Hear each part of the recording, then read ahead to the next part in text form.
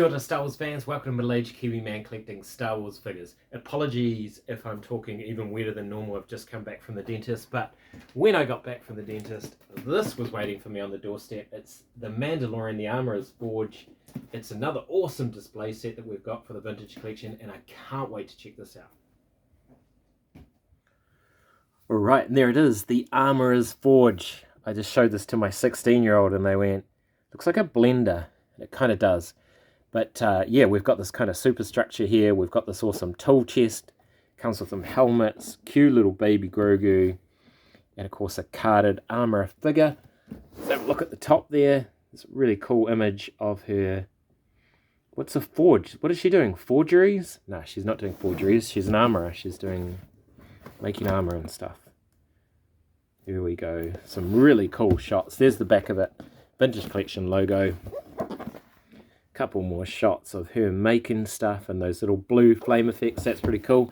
So pick this up from Disney Store Australia. I didn't even know there was a Disney Store Australia, but shout out to my buddies, especially Phil and the guys in the New Zealand Collectors group who gave us a heads up that this was in stock. Alright, and here we go. I like to do these shots where slide the tray out of the box so you can see what's coming. Oh, there's the instruction sheet. We'll have a look at that later. And slide that out, and there we go. You can see that the carded figure is expertly packed. They're doing a great job with these. Look at that unpunched. Oh man, that's so beautiful. If we take these bits and bobs out, you can see here's this cardboard in funny shapes. Anyway, you get the gist. I'm just going to get it all out and show you. Right, and here are all the parts that you get in the packaging. So this looks to be the base, this looks to be the roof or the ceiling, and this looks to be the back wall. We've got this awesome thing here, which is like a tool chest. Check that out. It's got some stickers at the back there for the smaller tools. I don't mind that they've done that actually, that's pretty cool. And some molded on tools as well. And then we've got this little handy storage cupboard in there. So that is a really, really cool feature. I love that. Okay, we got the parts of the forge. So this is the top bit, or the chimney or whatever, and then we've got the forge itself with these blue translucent pieces. So I'm looking forward to chucking a light under there and having a look and see what that looks like. We've got the carded figure. There she is. The Armorer Lakeside Covert World. Okay, that's a weird parenthesis, but she looks cool. She's got soft goods. She's got a jetpack. She has VC 331. And she is unpunched. And in fact, that's the only thing I'm going to moan about in this set. Well, actually two things, but I'm going to moan about that a bit because I really do want the Armorer with the soft goods and I want her out of there. I don't want two forges. We've got this bag which has the anvil and a couple of tools.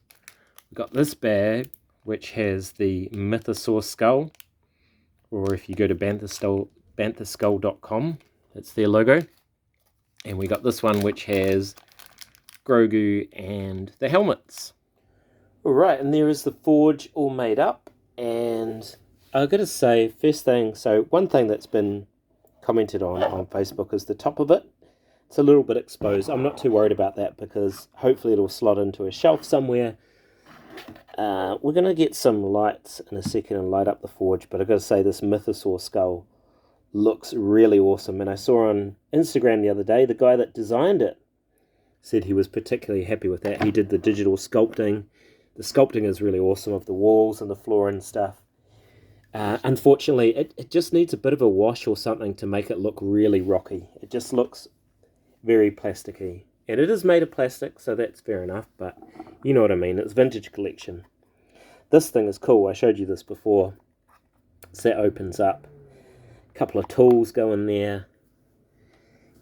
And we'll have a look at the tools in a second. Also comes with this really cute little Grogu. And he's got his little chest. Grogu or Frodo. Looks like elvish chainmail, doesn't it? And then we get these spare helmets. So we've got one which is like the heavy Mandalorian's helmet. That is really cool.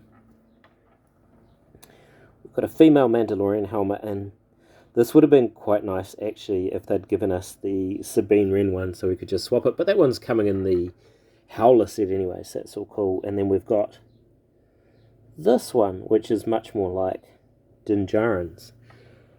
So while Grogu's picking his helmet, we also have this anvil. It's not a tripod, it's a quad pod. And there's two variants, so you can put on like a traditional anvil that just pops on top, but there's also this ball one, so we're going to chuck that on there. Pops on really nicely. Got this ladle, it's not a soup ladle though, it's for molten Beskar, I believe. Some tongs, it's like going to a barbecue, and some other sort of tongs. So some pretty cool implements there for the armourer to work with.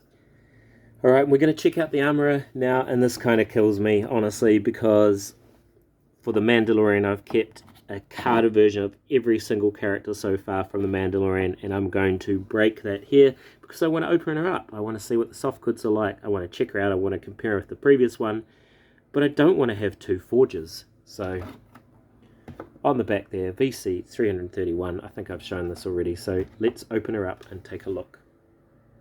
And there she is there, the armourer, and in the packaging she comes with her jetpack, which is the first time we've seen that. She rocked that out for Season 3 of The Mandalorian. The hammer, which according to the instructions you got to hang up in the tool kit. And then she's got like this molten piece of Beskar, and you can see there it's got the Mudhorn signet on it. So that's pretty cool, and I love the paint job they've done on that. Hopefully you can see that. Anyway, the figure itself, so she doesn't have a removable helmet because the armourer never takes off her helmet, which is kind of a shame because it's Emily Swallow. Wonder if she'll take it off at some point. We've got this soft goods fabric fur, and if you just futz it around, looks awesome. A couple of elastic pieces for under her arms. The armour looks cool, paint job looks cool. She's got the older style hip articulation. Let's just check it out. So she's got double barbell, really good range of movement for her head. This is the way. She's got the normal shoulder articulation, and with that soft goods cape, doesn't get in the way at all. Just over 90 in the elbow. She's just got the swivel wrists. Oh, she actually has a hinge there. That's unexpected for a female character, and maybe it's because of the size of her gloves, and that one's hinged as well, so that's pretty cool. Got this kind of semi-pliable soft goods skirt kind of thing. She's got the John Moran thigh swivel, about 90, and she's got rocker ankles as well, so that is very cool. Let's do a comparison. Right on the left we have VC 179, and on the right we have VC 341, and that's almost double the number. That is crazy. You can see there's some slight differences in the paint jobs. The helmet is a bit darker and has more of a wash on it in the older one, but I actually prefer the new one. It's nice and bright and shiny, and I think I actually prefer the paint job all round of the new one. So it's got more of an olive green for her kind of sleeves and her pants as opposed to a drab grey. Let's turn her around on the back there. The soft goods is a huge improvement over this. So I do like the texture of that, and they've used a few paint washes to make it stand out, but can't beat that soft goods. And I know a lot of people, and I was certainly considering it, I was actually considering buying the retro version just so I could steal the soft goods, and then of course she has the backpack as well.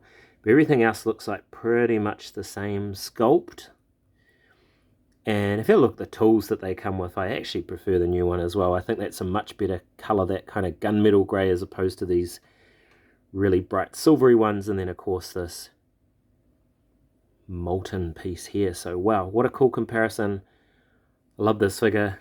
I just realised though I didn't compare the card backs, and I've already opened it. My life is ruined. No.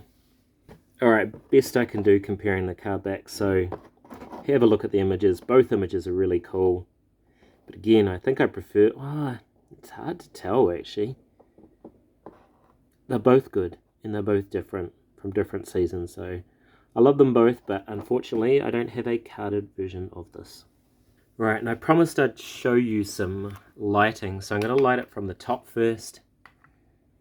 It doesn't do too much, and I've got this, it's quite a big puck light, so you might find something a better size, but look at that straight away, that really glows up. So if you get the right size light in there, that is going to look absolutely awesome. And I'm going to hunt down some puck lights, some smaller puck lights, so I can do exactly that.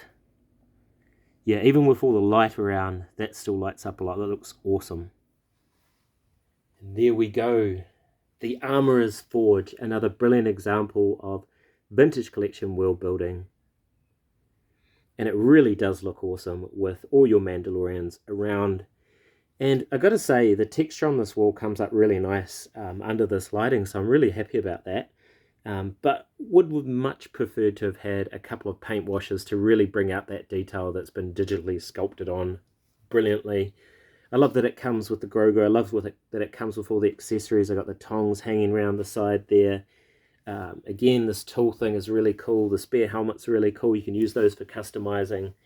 Absolutely fantastic. And I've said it before, but my only real complaint as well, apart from the lack of wash there, is the fact that this awesome Mandalorian armourer figure is kind of locked behind a, well, for New Zealand, $125 New Zealand dollar paywall. So, but anyway, it is what it is. If you've made it this far, thank you so much for watching. I'm middle-aged Kiwi man collecting Star Wars figures. Ka kite, and I'll see you on another video.